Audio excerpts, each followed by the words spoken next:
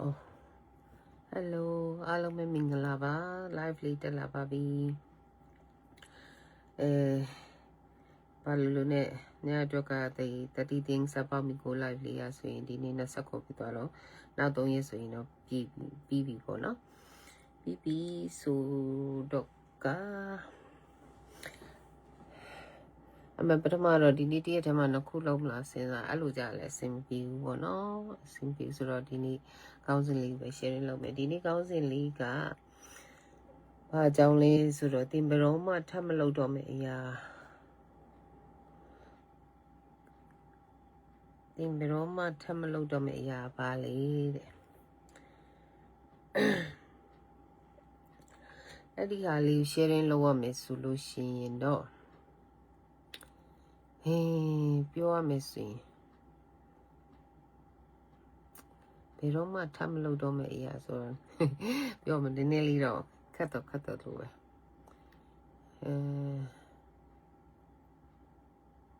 people pleaser ပြောမလားသူများအကြိုက်တီးပဲလိုက်ပြီးတော့လိုက်လောက်ရမယ်အလုပ်မျိုးတော့မလုပ်တော့ဘူးပေါ့နော်ရင်တော့ဆိုရင်တော့ဘယ်လိုပြောမလဲ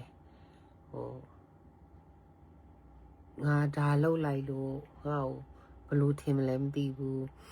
ငါကြောင့်မလို့ငါမိသားစုထိခိုက်သွားမလားဘာဖြစ်သွားမလဲဆိုတဲ့ဟာမျိုးတွေတွေးပြီးတော့ပေါ့နော်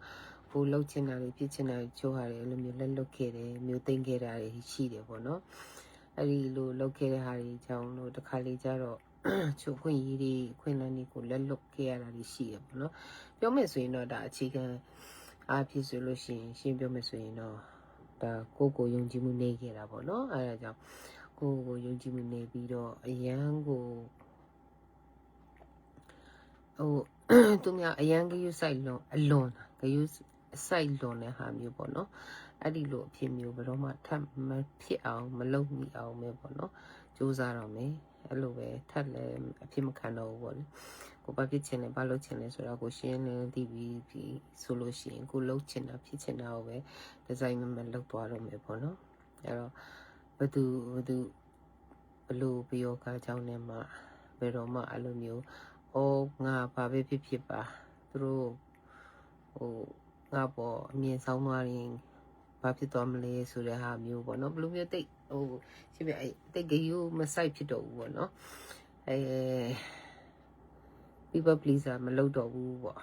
ရှင်းပြောမယ်ဆိုရင်တော့အဲ့လိုအဖြစ်မျိုးထပ်မလုပ်တော့ဘူးလို့ပဲကိုကဆုံးဖြတ်ထားတယ်အဲ့ဒီတိုင်းပဲလေအခုရှေ့ဆက်ရှောင်နေပါတယ်အဲ့တော့ရှင်းပြောမယ်ဆိုကိုယုံကြည်မှုနဲ့ဆက်ပြီးတော့ရှက်ကိုဖြစ်ချင်တာတွေကိုပဲဒီဇိုင်းမှလုပ်သွားတော့မယ်ကိုယုံကြည်မှုနေတဲ့အလုပ်မျိုးတွေကိုထပ်မလုပ်တော့ဘူးဆိုတာမျိုးပဲများဒါ sharing လုပ်ပြီးခြင်းနဲ့ဘာပဲပြောတော့ခုဆိုရင်လည်းဒါ30 things about me လဲတပြေးနဲ့ပြီးတော့မယ်ပေါ့နော်ဒါဆိုလို့ရှိရင်ဒါပေမဲ့ပြီးသွားပြီဒီ live လေးပြီးသွားပြီမဲ့လဲပြီးသွားမယ်လဲဒါအခါအားလုံးစွာနဲ့ live လေးလွှင့်ပြီးတော့ဒါအကုန်လုံးကို sharing လုပ်ပြီးဆရာရှိတာလေးတွေလုပ်ပြီးမှာပါဒီရက်30ပြီးသွားပြီးဆိုပြီးမဲ့လဲပေါ့နော်ကဲအဲ့ဒါဆိုရင်ဒီနေ့ live လေးကတော့တလောက်ပါပဲကဲမိတ်ဆွေတို့ရောကိုဒီ live လေးကြည့်လို့